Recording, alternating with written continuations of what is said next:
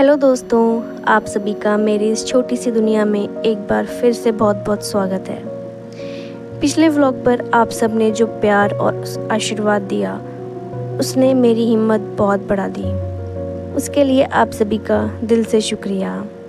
आप में से बहुत लोगों ने कहा कि उन्हें मेरा ये शांत अंदाज़ अच्छा लगा, इसलिए आज के इस सफ़र में मैं आपको अपने घर के एक ऐसे कोने में ले चल रही हूँ जहाँ सबसे ज़्यादा सुकून मिलता है, हमारा बेड। सुबह के बाकी सारे काम ख़त्म करने के बाद जब मैं कमरे में आई तो लगा कि आज इस बिस्तर का रूप बदलना बहुत ज़रूरी है। रोज़ की दौड़ भाग में हम सब इतने बिजी हो जाते हैं कि इन छोटी छोटी चीज़ों पर ध्यान ही नहीं जाता। पर जब हम पुरानी बेडशीट को हटाते हैं, गद्दे को अच्छे से झाड़ते हैं और साफ़ करते हैं तो लगता है जैसे दिमाग का बहुत सारा बोझ भी साथ में साफ़ हो गया हो। घर का साफ़ सुथरा होना हमें अंदर से एक अजीब सा सुकून देता है। आज मैंने ये प्यारी सी बेडशीट चुनी है। मुझे लगता है कपड़ों की तरह हमारे बिस्तर के रंग भी हमारे मूड पर बहुत असर डालते हैं। ये शांत रंग कमरे को और भी खुला और ठंडा बनाता है। बेडशीट के एक एक कोने को सही से दबाना, उसके सिलवटों को हाथ से ठीक करना, ये काम देखने में बहुत आम लगता है, पर इसमें जो सेटिस्फेक्शन मिलता है वो वही समझ सकते हैं जो अपने घर को खुद संवारते हैं। अब बारी है इन पिलोज़ की।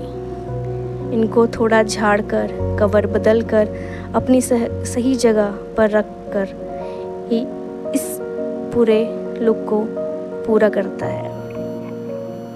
बेडशीट लगाने के बाद अब सबसे ज़रूरी काम बाकी था, इस सेफ्टी नेट को चेक करना और सही जगह सेट करना। एक माँ के लिए उसके बच्चे की सेफ्टी से बढ़कर कुछ नहीं होता। जब बच्चा इस बेड पर सोता है या बैठता है तो दिमाग में हमेशा एक डर लगा रहता है, इसलिए इस नेट को मजबूती से लगाना बहुत ज़रूरी है। थोड़ी सी मेहनत लगती है इसे हर तरह से लॉक करने में, पर जब ये पूरी तरह सेट हो जाता है तो दिल को एक बहुत बड़ी तसल्ली मिलती है कि अब मेरा बच्चा बिल्कुल सेफ रहेगा। और ये लीजिए, बातों ही बातों में हमारा बेड एकदम परफेक्ट तैयार हो गया है।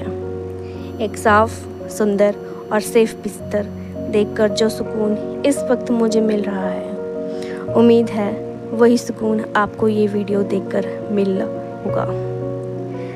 अगर आपको मेरा ये सिंपल सा रूटीन और शांत अंदाज पसंद आया तो वीडियो को लाइक ज़रूर कीजिएगा और चैनल को सब्सक्राइब करके इस सफ़र में मेरे साथ बने रहिए।